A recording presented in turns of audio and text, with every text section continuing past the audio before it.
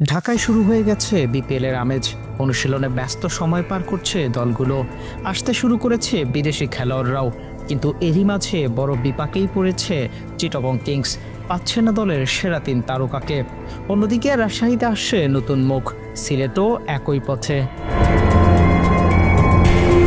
এবারের বিপিএলে সিলেট স্ট্রাইকার্সের সবচেয়ে বড় তারকা ক্যারিবিয়ান অলরাউন্ডার রাহকিন কর্নওয়াল। গত বিপিএলেও সিলেটের হয়ে খেলার কথা ছিল তার, কিন্তু শেষ মুহূর্তে আর দেখা যায়নি তাকে। তবে এবারের আসরে খেলতে ইতোমধ্যেই বিমান ধরেছেন তিনি। অন্যদিকে ব্যাটিং শক্তি বাড়াতে সিলেট দলে ভিড়িয়েছে যুব এশিয়া কাপ জয়ী ওপেনার জাওয়াদ আবরারকে।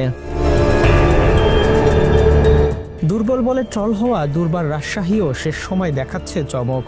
বোলিং শক্তি বাড়াতে এবার দলে ফিরিয়েছে পাকিস্তানের পেসার সালমান মির্জাকে। গত পিএসএলে লাহোর কালান্দার্সের হয়ে খেলেছেন এই পেসার। সবাই যখন নতুনদের দলে ফিরিয়ে ফুরফুরে মেজাজে, তখন বেশ বড় বিপাকেই পড়েছে চিটাগং কিংস। মামলা জটিলতায় এখন অনেকটাই নিশ্চিত বিপিএল খেলা হচ্ছে না সাকিব আল হাসানের। সেই ধাক্কা সামাল দেওয়ার আগেই খেলো আরও বড় ধাক্কা।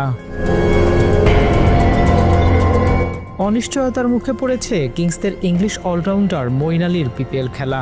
নো অবজেকশন সার্টিফিকেট বা এনওসি মিলছে না বোর্ড থেকে। জানুয়ারির ২২ তারিখ থেকে ভারত সফর করবে ইংল্যান্ড, সেটাই হতে পারে মূল কারণ। একই অবস্থার মুখে লঙ্কান অলরাউন্ডার অ্যাঞ্জেলো ম্যাথিউজও। বর্তমানে নিউজিল্যান্ড সফরে শ্রীলঙ্কা। টি-20 দলে না থাকলেও ওয়ানডে আর টেস্টে থাকার প্রবল সম্ভাবনা রয়েছে ম্যাথিউজের, যা শুরু হবে ৫ জানুয়ারি থেকে।